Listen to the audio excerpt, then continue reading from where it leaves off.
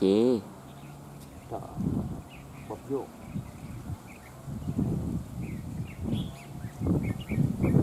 nhảy đi, đạo anh em.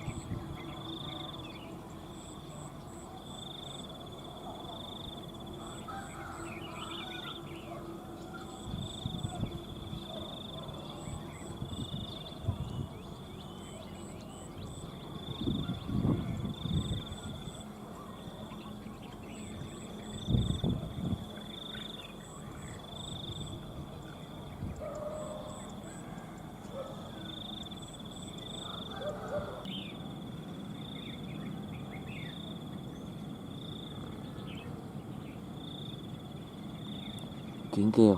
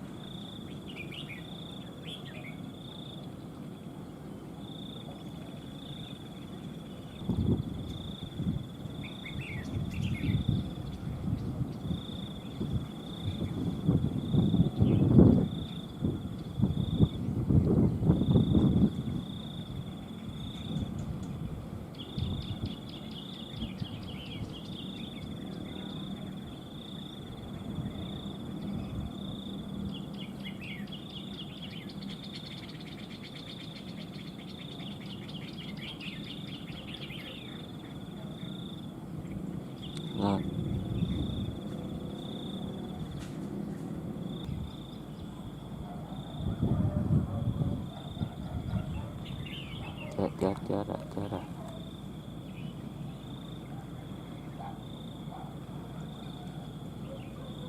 rồi. Chết rồi.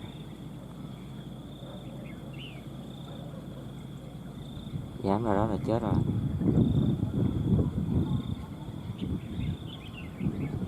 Xì xẹt nè.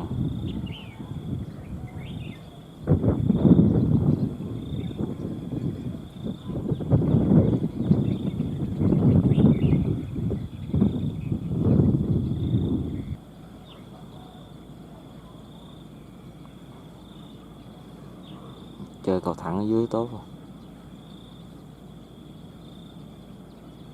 Chú hoạch bớt phá chắc vô tổ ố áp rồi.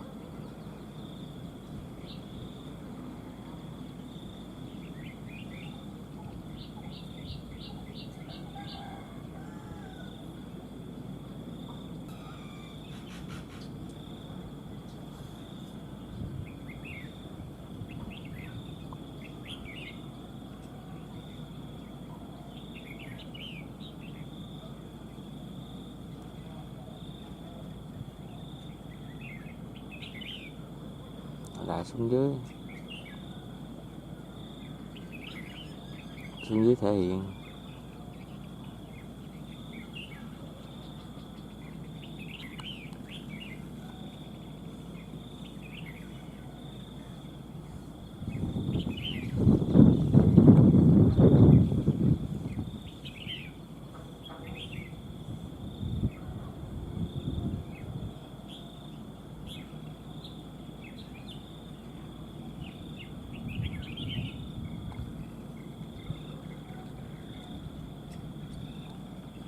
Lên.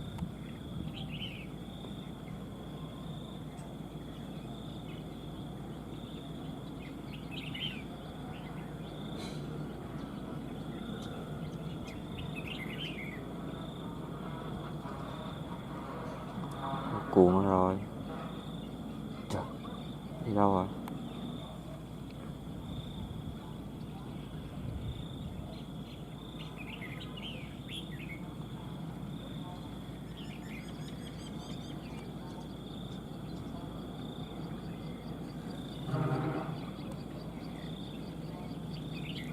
về lại cây quen thuộc của nó. Ở dưới cây cầu thẳng thể hiện.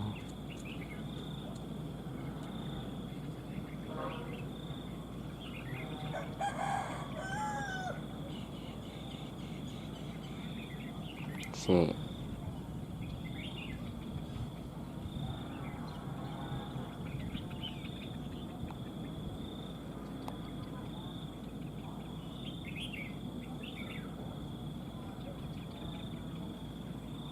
lại xuống dưới.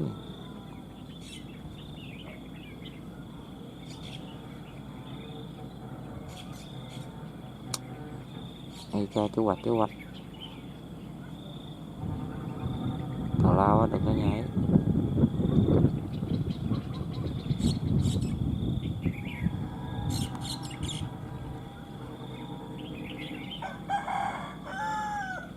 Rồi.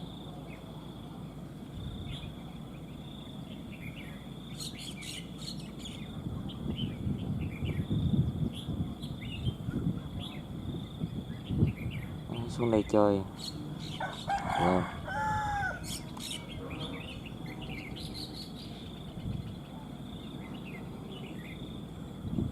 Đã. Chơi xì mà chơi lăn xăng nữa sao không gột.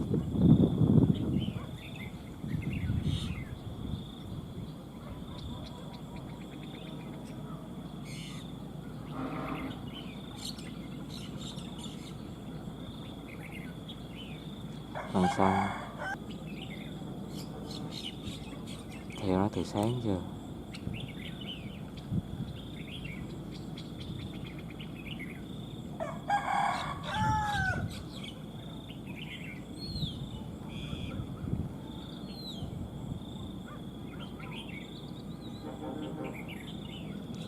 Trời đã.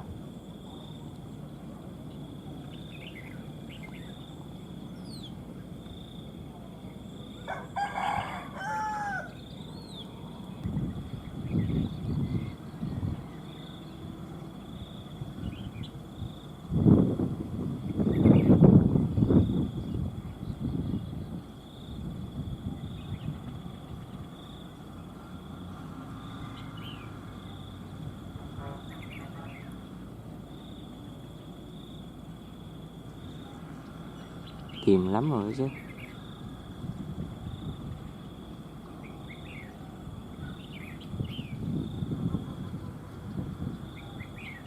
Nhảy đi.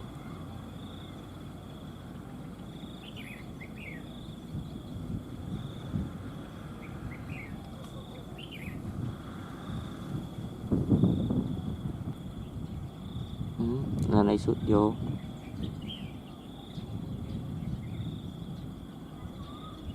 Ây cha, bà đi quạt.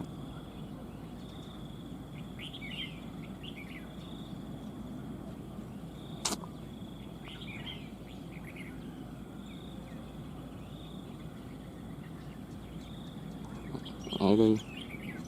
Để quạt nhảy là sọng chim á.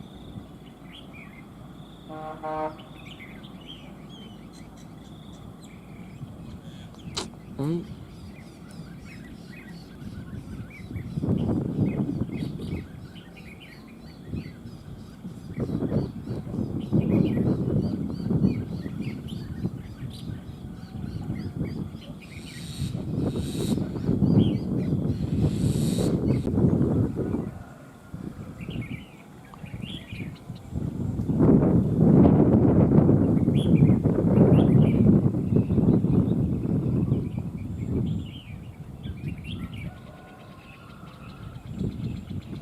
Giờ vô lại cây bắt sĩ quạt rồi.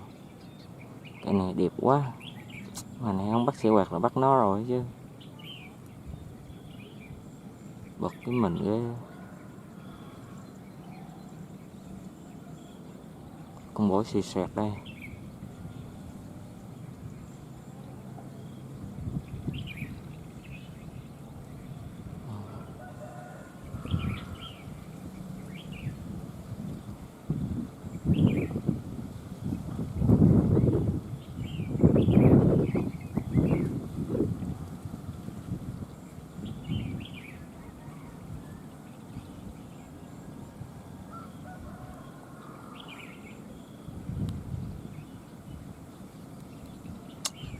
Ôi trời đã quá chứ.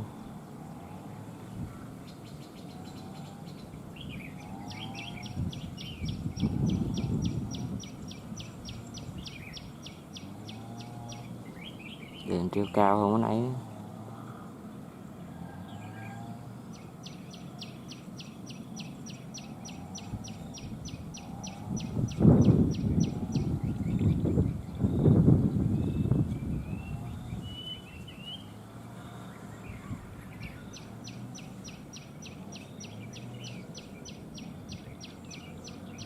Rồi, máy gần hết pin rồi. Theo dây giảng quay liên tục. Kết con bỏ này quá.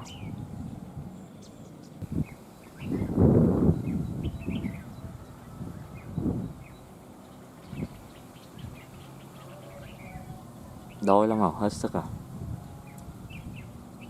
Đặt xuống cùi ống cùi đá.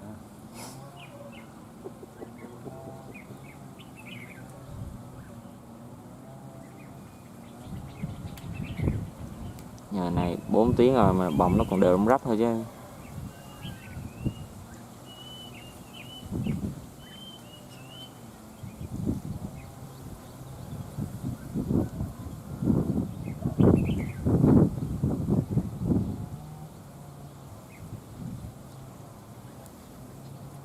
Ngồi sáng giờ cục sốt hơn mà.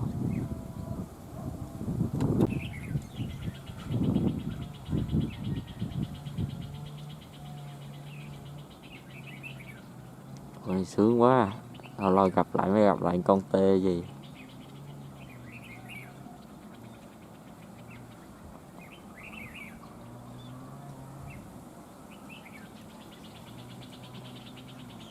Bốn tiếng rồi mấy mấy à.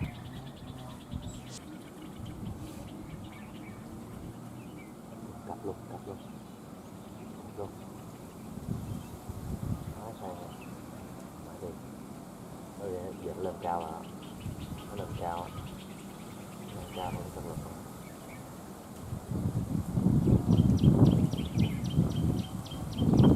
Hiện bóng đều. Đó. Lên cao. Dạ, vừa thế. Mỗi chân là một cái ệnh vô.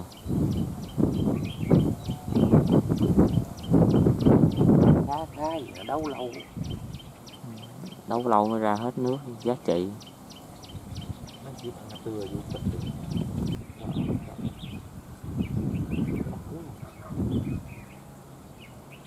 Chị Trời, bập vô.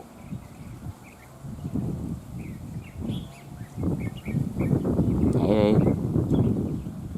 Đạo anh em. Chơi càng về sau càng nhiệt. Ngồi rớt nước với nó rồi bắt đầu càng nhiệt. Rồi đưa chí liền thôi.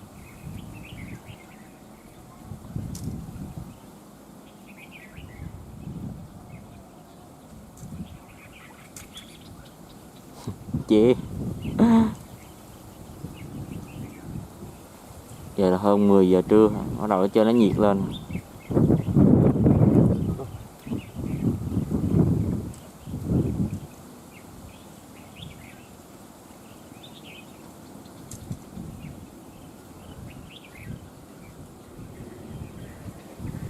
Rồi rớt giọng với nó, thu giọng nó.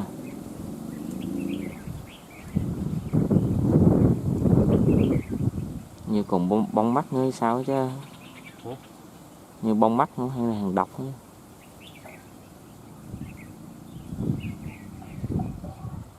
Suốt đi, sáng giờ mãn nhãn rồi. Con này khó chịu giở cánh lên ha.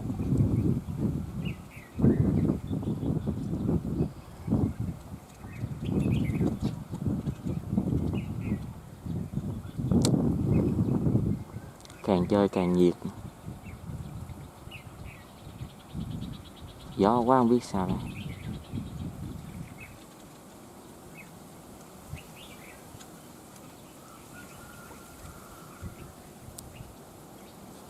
Anh ha. Vào rồi đen kích động ha. Lỡ bước vào đầu đó. Cái cạnh nó đi qua kia nó qua lại là nó biểu diễn. Nhập tàn là biểu diễn.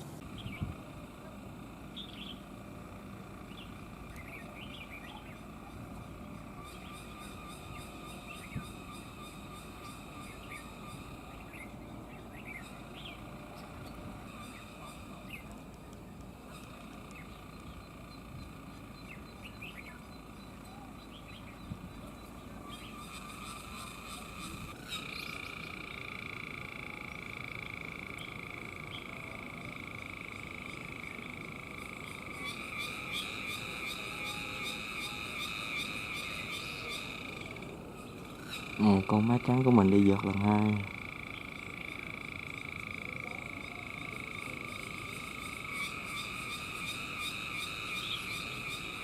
Chí.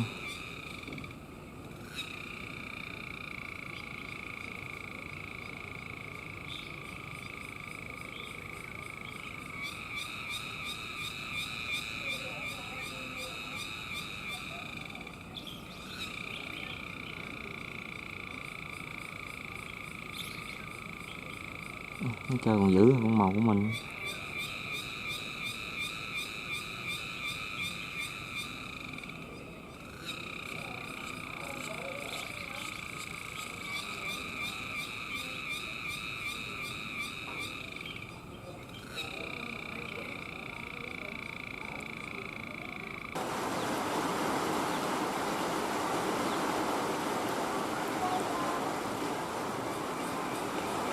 Mưa to đó rồi anh em ơi.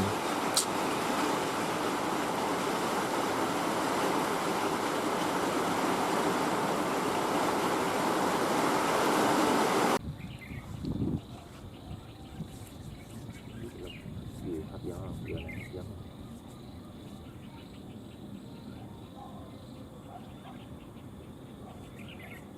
Giờ này hấp gió hơn giờ nào hết.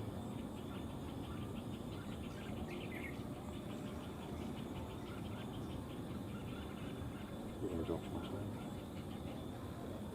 Máy đi.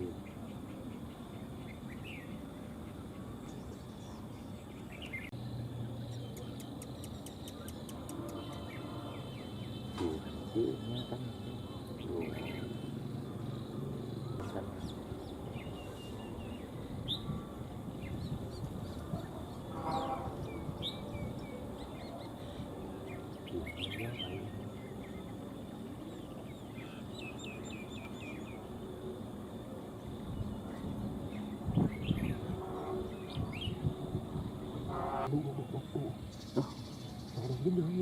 Chưa đã đít văng ra lại rồi. Còn giờ này chết mà. xuống dưới đít là rồi. Dưới đít nhánh nhỏ.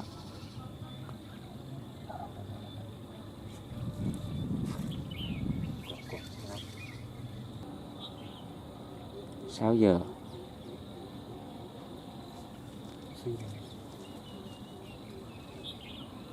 6 giờ về cội nó ngủ.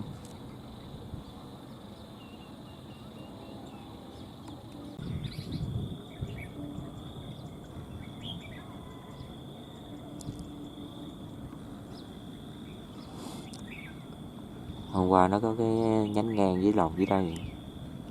Nó chơi dưới nó đá đáy lòng không, đá nang lòng không. Giật bỏ luôn, nó chơi bụi không. Khôn quá. Rồi, nó mới đá hông nữa chứ. Con này cũng có ngày quay không kịp. Đứng đó mà bay thẳng ra đá luôn. Thôi cuộc con này mình đi con má trắng yếu hơn con mồi mình chứ. Chơi nó có bền bằng con mồi, nó bắt đầu nó xuống nước rồi cho ba anh hùng lên. Mới đá rung lòng. không quay kịp.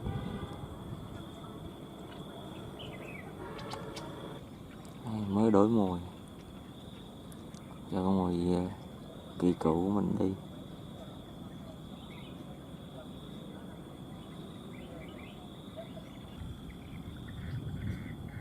Ơi, trước mặt lập luôn rồi.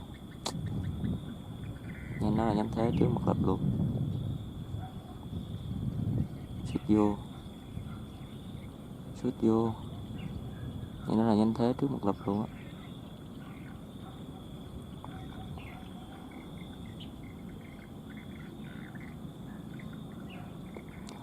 Trời ơi, hồi hộp. Nhảy đi. Nhảy đi. Nhảy đi.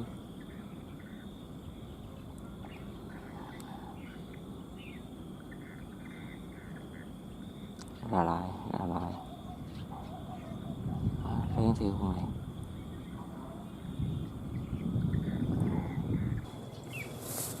Thu cột anh em ơi.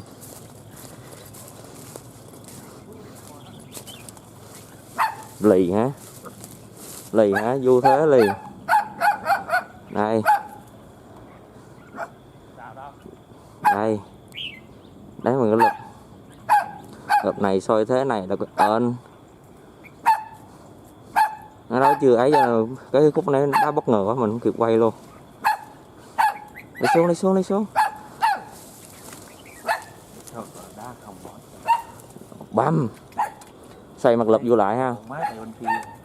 Máy vừa qua anh đá luôn đó. Qua nó vô trong đây nè ha. Đó thì đứng trong đó ra. Sáng bị nhánh vỏ ở dưới rồi. Qua chính là vô đây lên đây. Lại ngã bưới. Qua đầu hải vòng thứ nhất. Cái tóc lông. Tóc lông.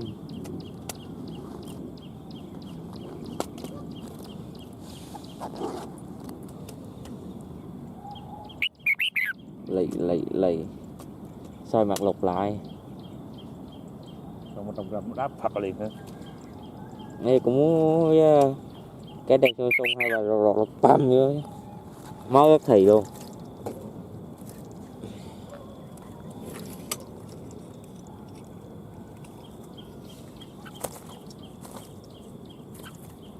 Đây, từ. Còn cái tóc lông gì nữa. Quýu. Rung. Ủa máy, bà thấy xuống tới đây thấy ủa sao máy bay tới dây điện này. Máy vừa ra nó vừa đá luôn chứ.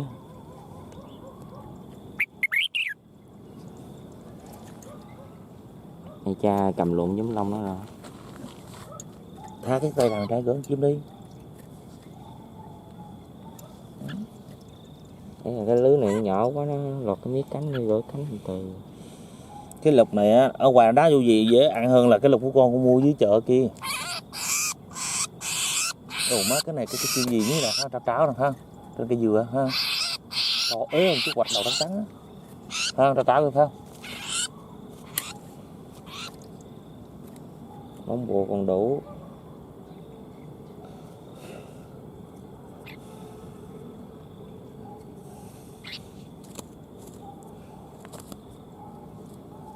Đít đỏ mù thay lông đụng vô làm nhúm luôn. Lông con này muốn thay lông à. Đít đỏ lông sơ sát rồi.